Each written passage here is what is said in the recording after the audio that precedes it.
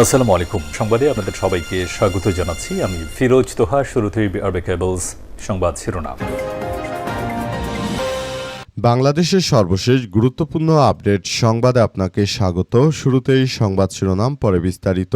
প্রথমেই জানাবো, মিঠামইনে উপজেলা বিএনপির নেতাকে কুপিয়ে হত্যা। কিশোরগঞ্জের মিঠামইন উপজেলা বিএনপির সভাপতি পদ স্থগিত জায়দুল আলম জাহাঙ্গীরকে কুপিয়ে হত্যা করেছে দুর্বৃত্তরা। আজ তার নিজ বাড়ির সামনেই মিঠামইন উপজেলা সদরের বেড়িবাঁধ এলাকায় এমন ঘটনা ঘটে। স্থানীয় সূত্র থেকে বলা যাচ্ছে যে বিএনপি ক্ষমতায় থাকার পরও নিজের নেতাকর্মীদের রক্ষা করতে পারছে না, তারা কিভাবে বাংলাদেশকে ঠিকভাবে পরিচালনা করবে।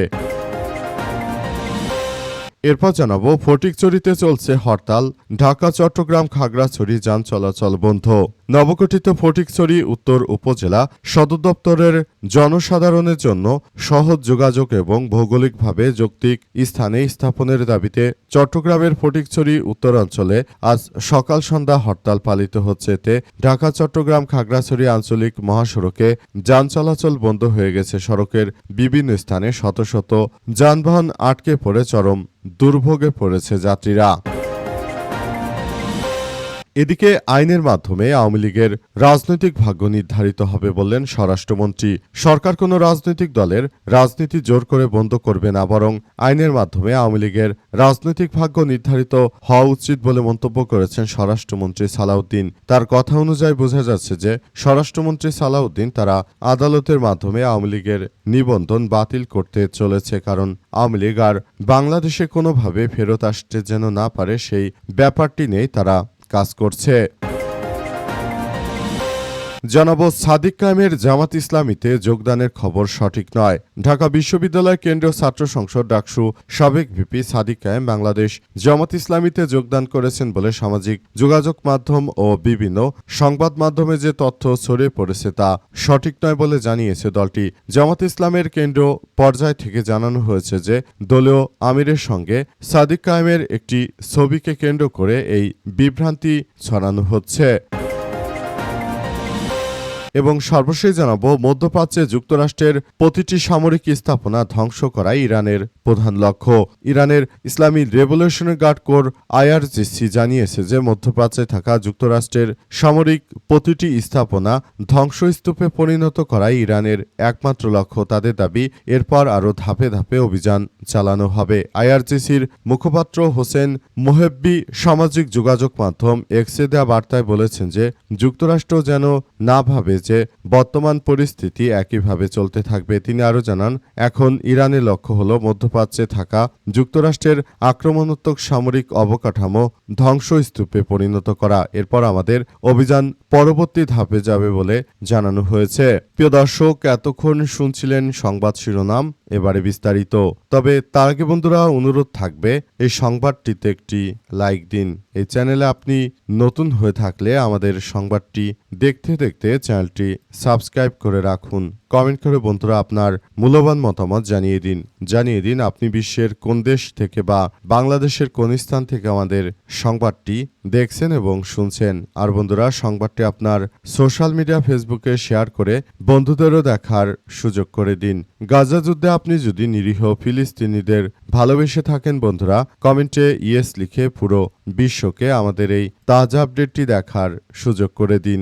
গাজা যুদ্ধে আপনি যদি নিরীহ ফিলিস্তিনিদের ভালোবেসে থাকেন বন্ধুরা, কমেন্টে ইয়েস লিখে পুরো বিশ্বকে আমাদের এই তাজা আপডেটটি দেখার সুযোগ করে দিন। এবারে বিস্তারিত।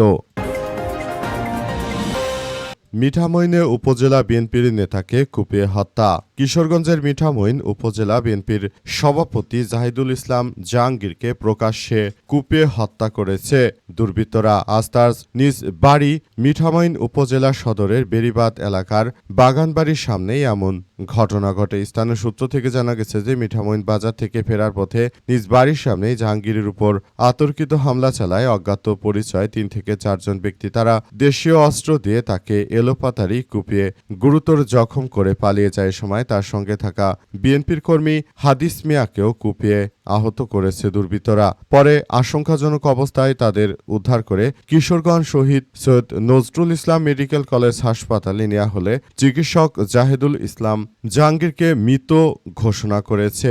জানা গেছে এই ঘটনার পর বিএনপির পরিস্থিতি থমথমে অবস্থা বিরাজ করছে। যে সরকার ক্ষমতায় থাকার পর তার নিজের দলের নেতাকর্মীদেরকে রক্ষা করতে পারছে না, এই দলটি কিভাবে সারা বাংলাদেশকে রক্ষা করবে এমন কথাই অনেকে বলাবলি করছে। এই ঘটনায় এখন পরিস্থিতি থমথমে অবস্থা বিরাজ করছে।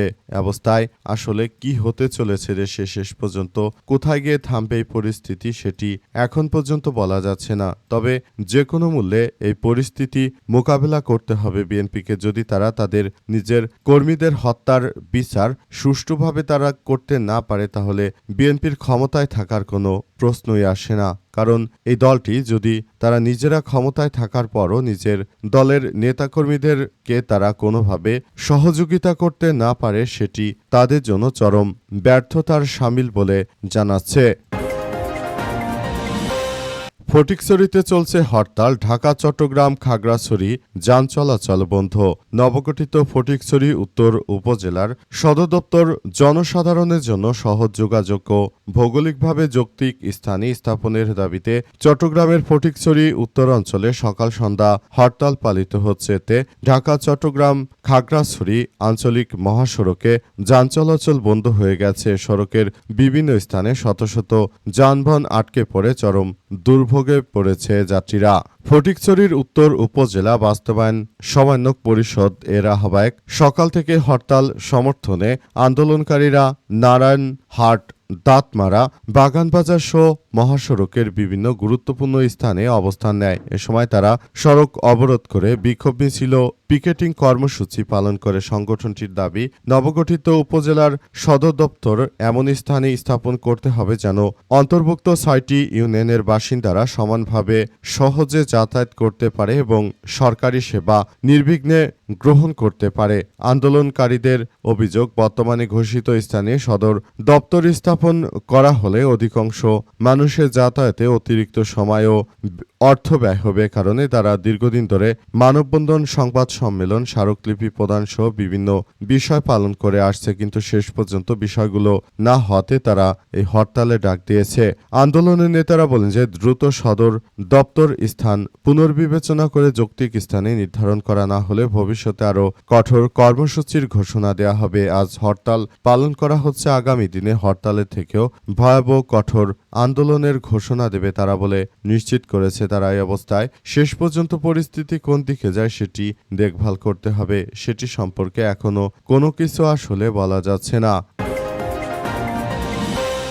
আইনের মাধ্যমে আওয়ামী লীগের রাজনৈতিক ভাগ্য নির্ধারণ করা হবে বলেন স্বরাষ্ট্রমন্ত্রী। সরকার কোনো রাজনৈতিক দলের রাজনীতি জোর করে নির্বাহী আদেশে বন্ধ করবে না বলে জানিয়েছেন স্বরাষ্ট্রমন্ত্রী সালাউদ্দিন। তিনি বলেছেন যে সরকার চায়ও না যে কোনো রাজনৈতিক দলের কোনো সভা সমাবেশ কোনো কিছু পণ্ড হয়ে যাক। তাই সরকার আসলে এমন কিছু করতে চাইছে যেটা সবার জন্য খুব সুবিধাজনক। অর্থাৎ বর্তমান সরকার আসলে এমন ধরনের কার্যক্রম চালাতে চায় যেটি আমাদের সবার জন্য খুবই গুরুত্ব সহকারে কার্যক্রম চালিয়ে যাওয়া যায়। বর্তমান সময়ে যে ধরনের কার্যক্রম চলমান রয়েছে এতে বলা হচ্ছে যে আমরা বিষয়গুলো নিয়ে খুব বেশি সতর্ক অবস্থানে রয়েছি। আমরা মনে করি যে এই ধরনের কার্যক্রম আমাদের সবার জন্য খুব বেশি গুরুত্ব বয়ে নিয়ে আসবে বলে উল্লেখ করা হয়েছে। আরও বলা হয়েছে যে এই ধরনের ঘটনা প্রবাহ আমাদের সবাইকে আরও বেশি ভাবিয়ে তুলছে।